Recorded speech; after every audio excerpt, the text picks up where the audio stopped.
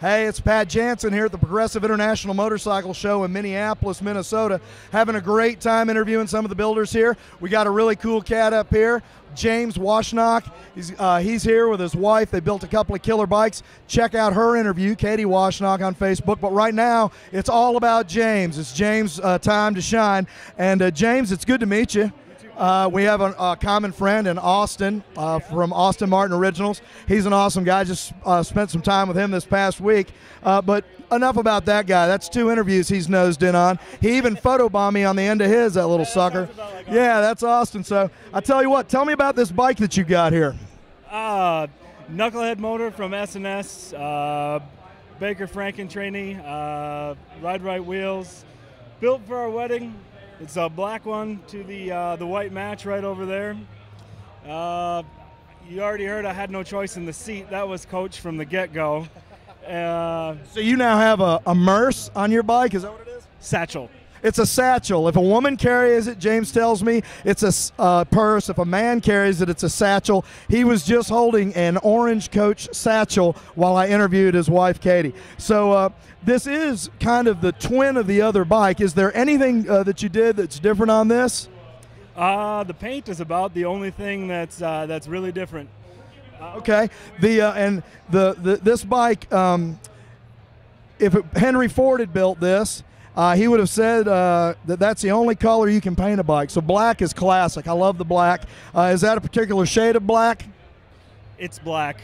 That's what I always, people tell me there's different shades of black, but I never believe them. There is a little pearl in this black, though, isn't it? Yes, but see, my other problem is that I'm colorblind, so I don't get to pick colors. Everything is black. I've got a son named Jacob who is also colorblind, and every once in a while when he was little, he'd come downstairs, and his sister Amelia would be like, that's not working today. So, yeah, we had a little concerns about him dressing weird. But now the oil tank I see that you've used on this is a Moon Eyes. Whose open belt is this? Evil Machine Engineering. And the frame I drew out on a napkin.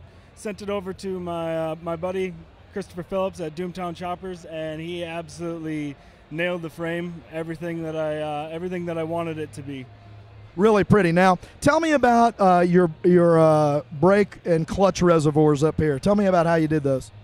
I wanted them hidden, so went with Brembo controls, and then just put a tube in there. Make sure you got enough fluid to make sure you can run everything, and things are cool. I love the tube idea. I've seen, the tops of bottles, with the bottle caps and all the rest of that. That's really cool. Now, whose front end is this? It's a DNA Springer. Okay. And, I've seen, a lot of people, the DNAs are a popular Springer because they're economical to use, for one thing. It's a great product, though. And but I've seen a lot of guys now are also they're so popular, are making the forward forks for them, too. So those things are awesome little items to be able to use. So I want to make sure that, it doesn't always cost a fortune to build a bike. You can do some things and still have some nice stuff. What's your favorite part about this bike?